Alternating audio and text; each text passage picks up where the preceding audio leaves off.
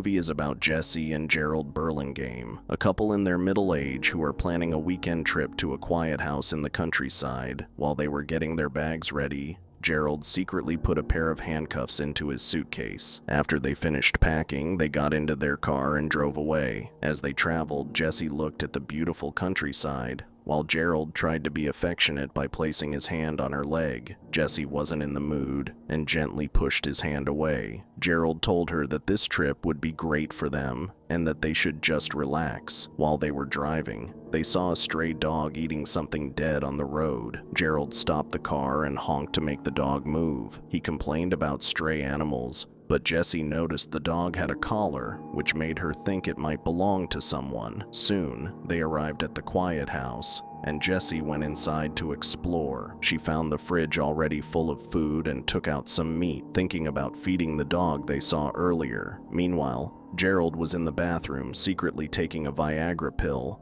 Just as Jesse was about to go outside, Gerald called her back, making the dog run away. He told her that the meat was too pricey to give to a stray, and they both laughed about it before going back inside to start their weekend. That night, Jesse wore a revealing nightgown to try to please Gerald. She lay on the bed, trying to look attractive while Gerald finished up in the bathroom. When he came out, he surprised Jesse with the handcuffs. She felt unsure but eventually said yes to being cuffed. Gerald locked her wrists to the bed, then took another Viagra pill. As he moved closer to her, Jesse felt uncomfortable and told him she didn't want to play his game. Gerald ignored her and kept going. Finally, Jesse yelled at him to stop when he became too aggressive. Gerald, annoyed, asked why she even came on the trip if she didn't want to have fun. He tried to convince her that they needed to make their relationship more exciting, but Jesse said she couldn't go along with his creepy fantasies just to make him happy. She asked to be uncuffed, but Gerald refused and got up, leaving her tied to the bed. Jesse then told Gerald that their marriage was in trouble. Gerald pretended to be hurt and blamed their problems on his sexual issues. Jesse tried to comfort him and asked again to be let go so they could talk. But Gerald's face changed, and he asked her what she'd do if he didn't. Jesse's heart raced as he leaned over her, and she realized that his dark fantasy was taking over. Scared, she begged him to stop, but he didn't listen and kept acting on his disturbing desires. Suddenly, Gerald's face twisted in pain, and he collapsed. Jesse, confused, asked if he was okay,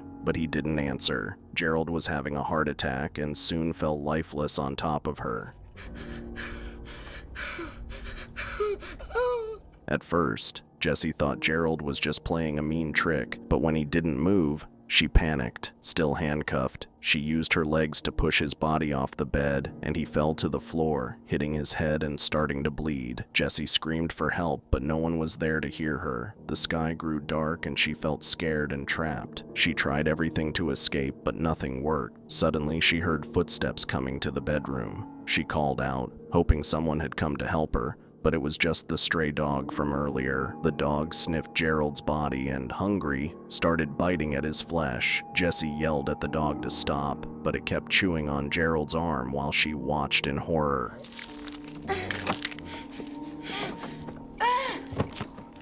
Soon enough, out of nowhere, Gerald stood up and began talking to her. Jesse felt relieved and asked him to uncuff her, but Gerald just looked down at his bleeding arm and blamed her for trying to feed the dog. As he spoke, Jesse saw that his real body was still lying on the floor. She froze, realizing that the Gerald she was seeing was just a hallucination. Being alone with her husband's dead body was affecting her mind. The imaginary Gerald continued to talk and walk back and forth in front of her, while the real, lifeless body stayed on the floor. Jesse felt like she was losing her mind. The hallucinated Gerald scolded her for letting things fall apart instead of taking charge. He told her she had wasted too much time and needed to focus on escaping because no one was coming to save her. Desperate, Jesse tried to pull her hand out of the cuffs. The pain was sharp, but she managed to free one hand, breaking the bar she was tied to. Feeling relieved, she stood up, only to see that she was still handcuffed to the bed. Shocked, she realized she had only imagined her escape. The hallucinated Gerald and her imaginary self began to talk, discussing her actions and motivating her to take charge. It was as if her mind was trying to help her survive. As night came, the stray dog kept eating Gerald's body while Jessie felt weaker and thirstier. She spotted a glass of water on a shelf above the bed, which Gerald had left there. She stretched as far as she could and grabbed it, but the handcuffs made it hard to drink. Her imaginary self suggested using a card from another shelf as a straw. Following this idea, she rolled the card into a straw and drank the water. Exhausted, she fell asleep. Later, Jessie woke up to more footsteps approaching. She panicked, thinking a ghost had come in, but tried to calm herself by talking to the imaginary Gerald. As they talked, she drifted into a dream about her childhood. She saw herself as a young girl by a lake with her family. Her parents were arguing about her behavior while she listened from afar. Later, she and her father stayed behind on a bench to watch a solar eclipse. As little Jessie watched in awe, her father asked her to sit on his lap. Suddenly, she realized he was taking advantage of her during that moment. The experience traumatized her deeply, leaving a scar that never healed. Back in the present, the hallucinated Gerald asked why she never told him what happened that day by the lake. Jessie confessed that she was always scared of her secrets and their power. Gerald then said that the stray dog had left because it sensed something even scarier, but Jessie dismissed it,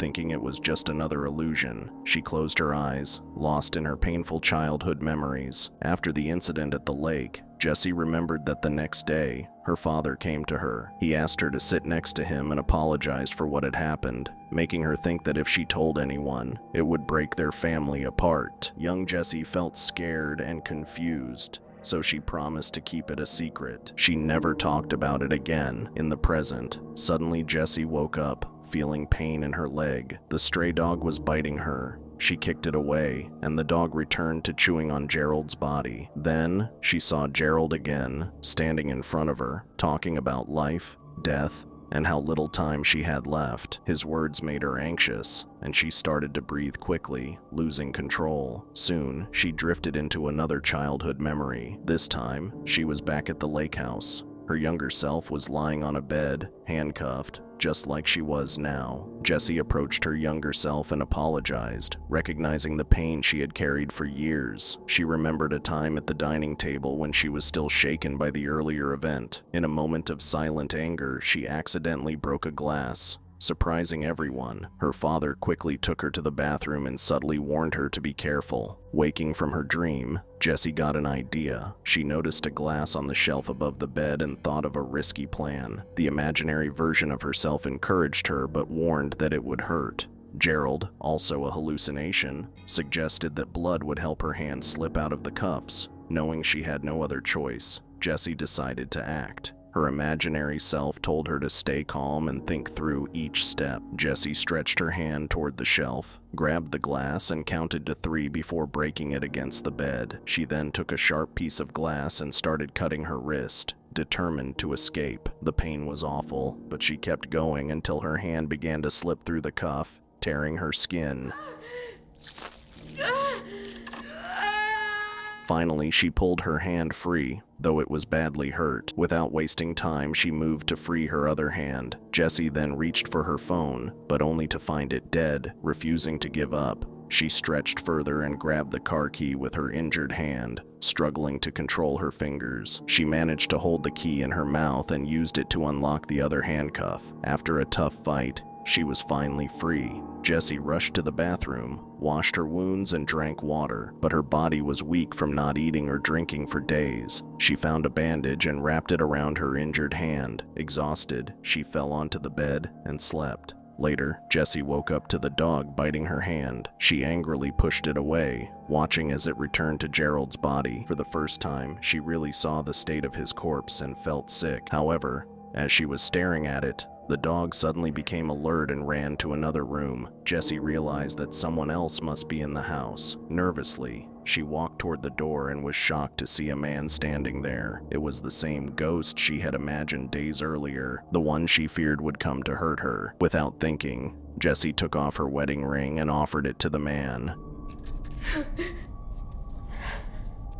The big man quietly took the ring, put it in his pocket, and then left as if that was all he wanted. Jessie didn't say anything, and she quickly left the house, got into the car, and drove away as fast as she could. But as she drove, she thought she saw Gerald standing by the road, waving goodbye. The pain from her hand was unbearable, and she started to lose focus. She crashed the car into a tree. The loud sound caught the attention of people nearby. Seeing lights turn on gave her hope. She honked the horn, praying for help. She saw someone coming with a flashlight, and for the first time in a long while, she felt relief. The story then shows Jessie sitting at her office desk, recovering from everything that happened to her. Her hand was still bandaged, and she wrote slowly. The doctor said that Gerald had died from a heart attack, and Jessie received the insurance money. Even though life seemed normal again, she couldn't stop thinking about what happened. Every night, she wondered where her wedding ring went. Did she really give it to a ghost, or was it something else? Even the police and reporters didn't have any answers. With the money, Jessie started a foundation to help young people who had been through trauma. She often visited the lake house from her childhood, hoping to find some peace. During the day, she lived like everyone else, but the nights were filled with dark memories. 6 months after she escaped, she read about a man named Raymond 𝐕𝐢𝐝 in the newspaper. He was a serial killer who stole jewelry from dead bodies, cut them up, and did disturbing things. Jessie learned that 𝐕𝐈𝐝 had a rare condition called acromegaly, which made parts of his body grow too large. The police found 𝐕𝐈𝐝 living in a house full of horrors. They discovered the bodies of his sister and her husband, whom he called his mommy and daddy. 𝐕𝐈𝐝 had killed them, skinned them, and cut up their bodies, keeping the pieces in over 50 containers. He had even eaten some of the flesh. Jessie realized that the ghost she saw while trapped in the house was actually Raymond 𝐕𝐝𝐝. He had been there with her, but for some reason he hadn't hurt her. Jessie decided to face her fears once and for all. She went to 𝐕𝐈𝐝's court hearing and learned that he had not spoken since his arrest. But when Jessie walked into the courtroom and stood in front of him, he looked at her with disbelief and said, "You are not real." They stared at each other, and Jessie thought she could see pieces of both her father and Gerald in him. Feeling strong, she calmly approached and said, "You're so much smaller than I remember." After that, she walks out of the courthouse proudly and puts her sunglasses on, feeling empowered and ready to move forward with her life. Did this story spook you out? Let us know in the comments below. For more horror movie recaps, subscribe to our channel and we will see you in the next one. Fear awaits you.